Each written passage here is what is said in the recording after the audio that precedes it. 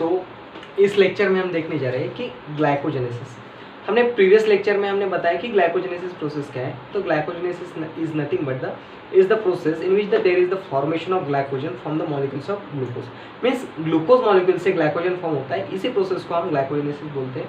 और ये ग्लाइकोजेनेसिस कहाँ पे ऑकर होते हैं ये भी हमने देखा कि इस ग्लाइकोजेनेसिस प्रोसेस जो है ये पर्टिकुलर प्रोसेस साइटोसोल में ऑकर होती है, क्योंकि इसको लगने वाले जितने भी एंजाइम्स हैं वो एंजाइम्स हमें साइटोसोल में देखने को मिलते हैं, मीन्स साइटोसोल में प्रेजेंट होते हैं। That's why it takes part in the cytosolic region. और कहाँ पे? Liver, particularly in liver and muscle. Liver and muscle में हमें इस ग्लाइकोजेनेसिस प्रोसेस हमें देखने को मिलती है। और ग्लाइकोजेनेसिस में इनिशियल प्रोडक्ट कौन सा है कि ग्लूकोज। ग्लूकोज से ग्लाइकोजन फॉर्म होगा, और वो कैसे क्या फॉर्म होगा ये हम अब देखेंगे। So now first of all will start with glucose. यहाँ पे ग्लूकोज ये स्टार्ट प्रोडक्ट होगा।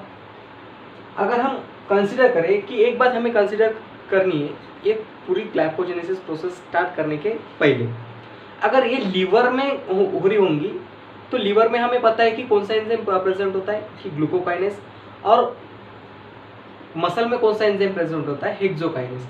And both this enzymes that is responsible for the conversion of glucose to glucose six phosphate. Glucose का कन्वर्शन ग्लूकोज 6-फॉस्फेट में करने के वास्ते ये एंजाइम्स हेल्प करते हैं। अगर हम पर्टिकुलरली देखें कि लीवर में एक ग्लाइकोजेनेसिस प्रोसेस में ग्लाइकोजन का सिंथेसिस अगर हम लीवर में देखें तो ग्लूकोज का कन्वर्शन होगा ग्लूकोज 6-फॉस्फेट में, ग्लूकोज 6-फॉस्फेट में। और इस प्रोसेस को कैटालाइज करने वाला एंजाइम होगा ग्लूकोकाइनेस, क्योंकि ये प्रोसेस हम लीवर में देखने जा रहे हैं। और देखो ये ग्लूकोज 6-फॉस्फेट में हमें पता है कि ग्लाइकोलिसिस में हमने देखा कि ग्लूकोज 6-फॉस्फेट का कन्वर्शन मीन्स इसका आइसोमराइजेशन होने के बाद वो फ्रुक्टोज 1,6-फॉस्फेट में कन्वर्ट होता है। लेकिन यहाँ पे वो वैसा नहीं है। इस हम ऐसा भी बोल सकते हैं कि यहाँ पे ग्लूकोज 6-फॉस्फेट से फॉस्फेट के साथ 9 भी हुई, क्योंकि वैसा नहीं है। ये हम जनरली कंसिडर करने के वास्ते बोल रहे हैं कि ये ग्लूकोज 6-फॉस्फेट जो है ये ग्लूकोज 6-फॉस्फेट का कन्वर्शन मीन्स ग्लूकोज 6-फॉस्फेट आगे तो जाएगा लेकिन इसका कन्वर्शन होगा। मीन्स तेरा काम नहीं है, तेरा ही काम है, लेकिन तू जो पहले जैसा था वैसा नहीं, तेरा नया मोड में काम है, ऐसा भी हम बोल सकते हैं फिलहाल कंसिडर करने के वास्ते। नाउ इस ग्लूकोज 6-फॉस्फेट का कन्वर्शन होगा ग्लूकोज 1-फॉस्फेट में, इसका कन्वर्शन होगा ग्लूकोज 1-फॉस्फेट में। और यहाँ पे जो एंजाइम्स है, यहाँ पे जो एंजाइम है वो एंजाइम होगा फॉस्फोग्लूकोम्यूटेज।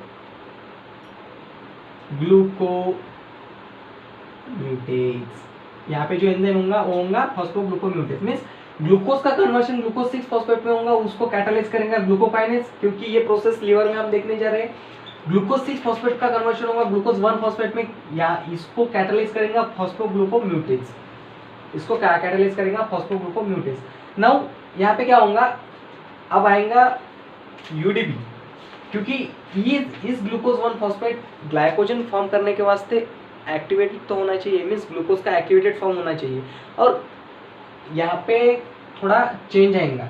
चेंज क्या आएगा, इस ग्लूकोज 1-फॉस्फेट का कन्वर्शन होगा एक्टिवेटेड ग्लूकोज में, और एक्टिवेटेड ग्लूकोज में कैसे क्या होगा। और हम एनर्जी की भी बात करें तो एनर्जी भी हम देखेंगे। नाउ सपोज यहाँ पे आएगा यूडीपी, यूडीपी क्या है, यूटीपी आएगा, सॉरी यहाँ पे क्या आएगा यूटीपी। यूटीपी क्या है, यूरिडीन ट्राइफॉस्फेट। यूरिडीन ट्राइफॉस्फेट एक न्यूक्लियोटाइड शुगर है, न्यूक्लियोटाइड शुगर है। इसको हम न्यूक्लियोटाइड शुगर क्यों बोल रहे हैं, क्योंकि यहाँ पे यूरिडीन जो है एक बेस है, उस बेस को शुगर अटैच है, और ट्राइफॉस्फेट हम बोल रहे हैं, इसकी वजह से यहाँ पे 3 फॉस्फेट ग्रुप्स अटैच है। और इस पर्टिकुलर रिएक्शन को आगे बढ़ने के वास्ते, आगे प्रिसीड होने के वास्ते और आगे कैटालाइज होने के वास्ते हमें एनर्जी की ज़रूरत होगी। और एनर्जी हमें कहाँ से मिलेंगी, क्योंकि हम ग्लाइकोजेनेसिस प्रोसेस कब पर्टिकुलरली देखते हैं कि जनरली जब हमारी बॉडी में ग्लूकोज का लेवल कम होता है तभी हम ग्लाइकोजेनेसिस प्रोसेस स्टार्ट होती है, ऐसा जनरली हम कंसिडर करते हैं। लेकिन यहाँ पे तो हमें एनर्जी लगेगी, फिर एनर्जी आएगी कहाँ से, तो हमें पता है कि इस फॉस्फेट का ब्रेकडाउन होगा और ब्रेकडाउन होने के बाद इसका कन्वर्शन होगा पायरोफॉस्फेट में, इसका कन्वर्शन होगा पायरोफॉस्फेट में, और ये पायरोफॉस्फेट हमें एनर्जी प्रोवाइड करेगा इस रिएक्शन को आगे बढ़ने के वास्ते। और यहाँ पे हमें बचा क्या, ये यूरिडीन ट्राइफॉस्फेट था, यहाँ से 2 मॉलिक्यूल्स ऑफ फॉस्फेट रिमूव हो गए और यहाँ पे बचा यूएमपी मींस यूरिडीन मोनोफॉस्फेट।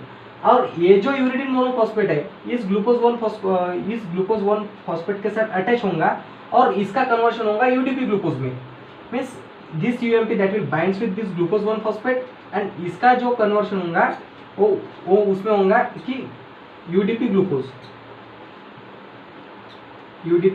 में इसका कन्वर्शन होगा।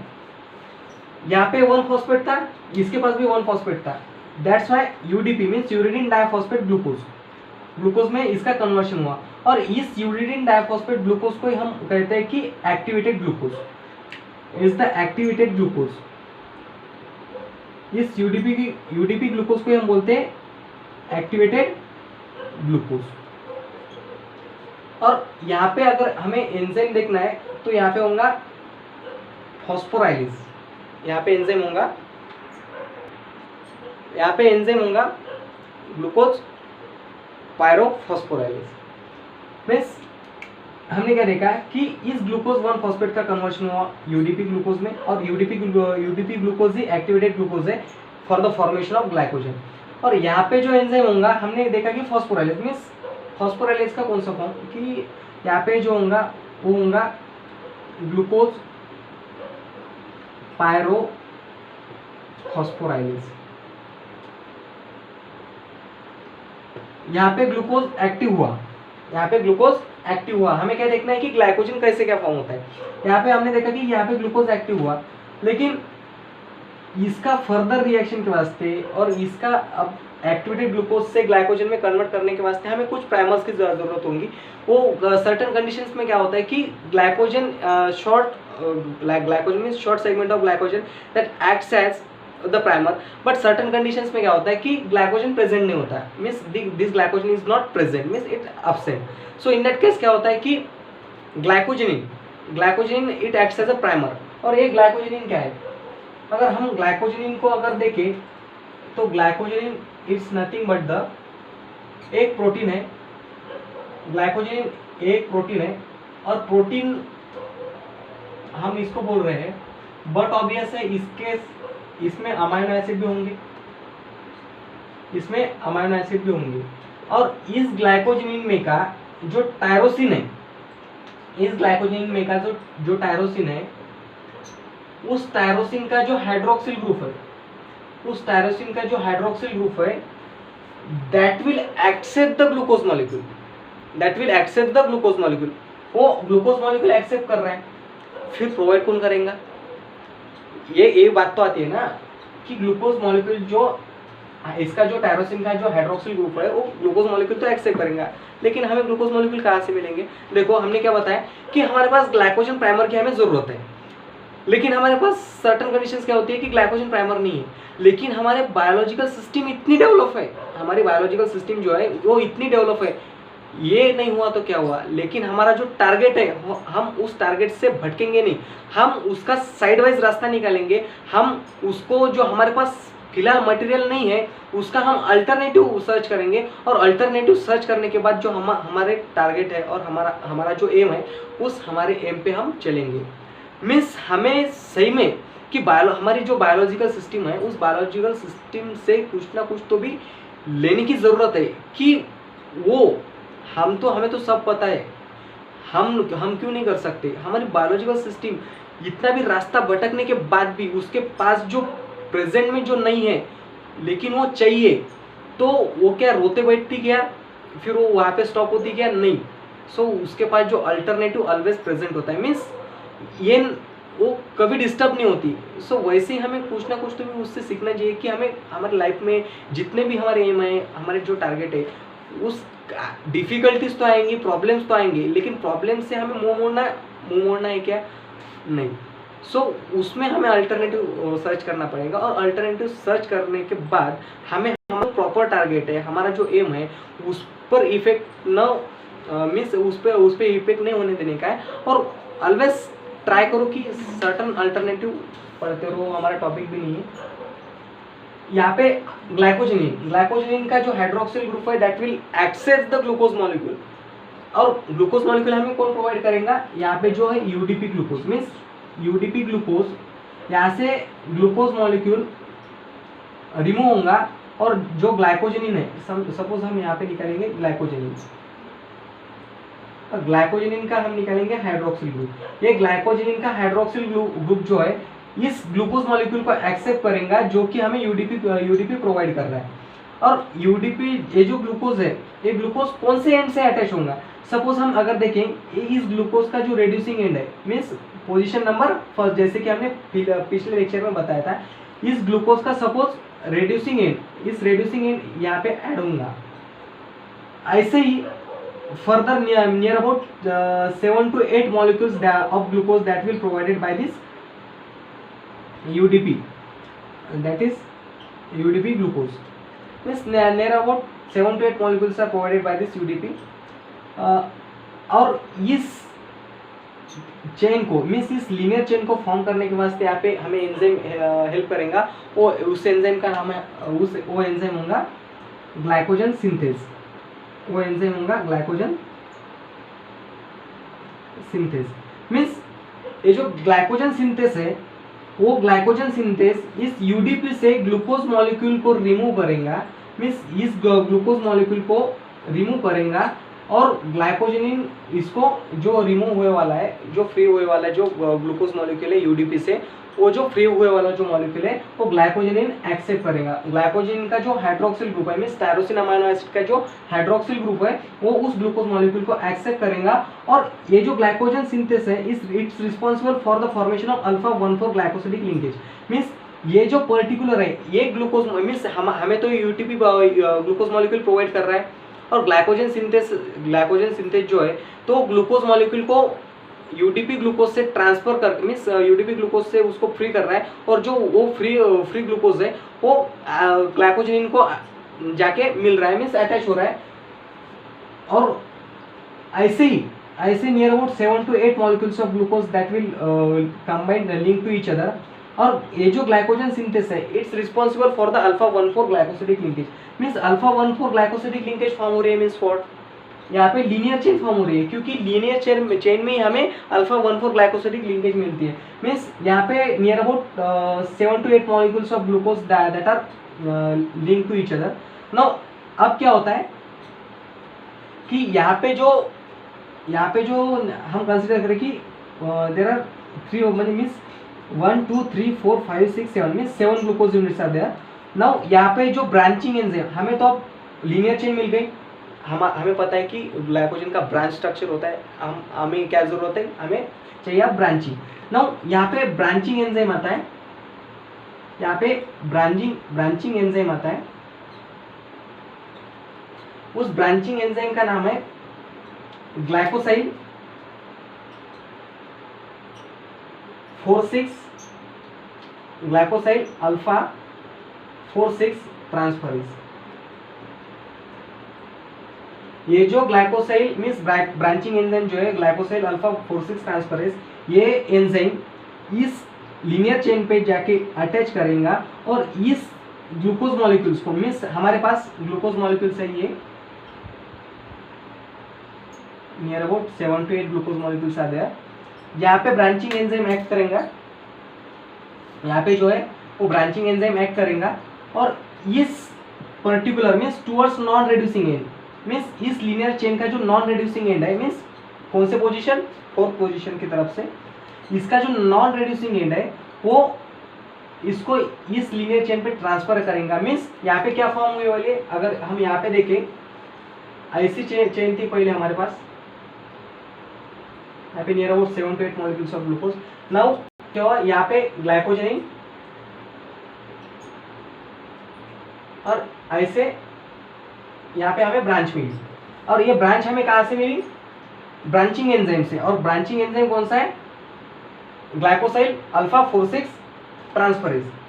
और यहाँ पे हमें शॉर्ट मॉलिक्यूल्स ऑफ ग्लाइकोजन मिला। और फर्दर अब क्या होगा कि हमें इतना छोटा सा तो ग्लाइकोजन मॉलिक्यूल नहीं होगा। फर्दर ये reaction step by step alternatively आगे बढ़ती जाएंगी। पहले यहाँ पे ग्लाइकोजन सिंथेस एक्ट होगा, लीनियर चेन बनाएगा, फिर certain amounts of glucose molecules attach होने के बाद अगेन जाके ब्रांचिंग एंजाइम आएगा, उस लीनियर चेन को कट करेगा और अगेन ब्रांचेस फॉर्म करेगा। और ये जो ब्रांचिंग एंजाइम है, ये this branching enzyme that is responsible for alpha 1,6 glycosidic linkage. Means हमें ग्लाइकोजन सिंथेस से अल्फा 1,4 ग्लाइकोसिडिक लिंकेज मिले और हमें ब्रांचिंग एंजाइम से अल्फा 1,6 ग्लाइकोसिडिक लिंकेज मिले। मीन्स हमें पता है कि ग्लाइकोजन का ब्रांच स्ट्रक्चर होता है और ब्रांच स्ट्रक्चर में हमें दोनों ही लिंकेज की जरूरी है, और ये जो दोनों ही लिंकेज है वो हमें प्रोवाइड कर रहे हैं ब्रांचिंग। सो उस केस में हमें क्या कंसीडर करने की जरूरत है कि हमने क्या देखा कि ग्लूकोज मॉलिक्यूल रिएक्शन में जाने के बाद ग्लूकोज मॉलिक्यूल का सर्टेन स्टेप में रिएक्शन होता है और हमें एट दी एंड हमें ग्लाइकोजन मिलता है। ये प्रोसेस हमने देखी लियर में, क्योंकि हमने यहाँ पे ग्लूकोकाइनेस बताया। सो इन दैट केस इस तरह से ग्लाइकोजन का सिंथेसिस हमने देखा। मीन्स ओवरऑल अगर हम ग्लाइकोजनेसिस की अगर बात करें कि ग्लाइकोजनेसिस इज नथिंग बट द ये जो प्रोसेस है जिसमें ग्लूकोज मॉलिक्यूल से ग्लाइकोजन का फॉर्मेशन होता है, और एक 2 स्टेप्स प्रोसेस है जिसमें यूटीपी प्लेज अ की रोल, क्योंकि यूटीपी है तो ग्लूकोज एक्टिवेटेड होता है।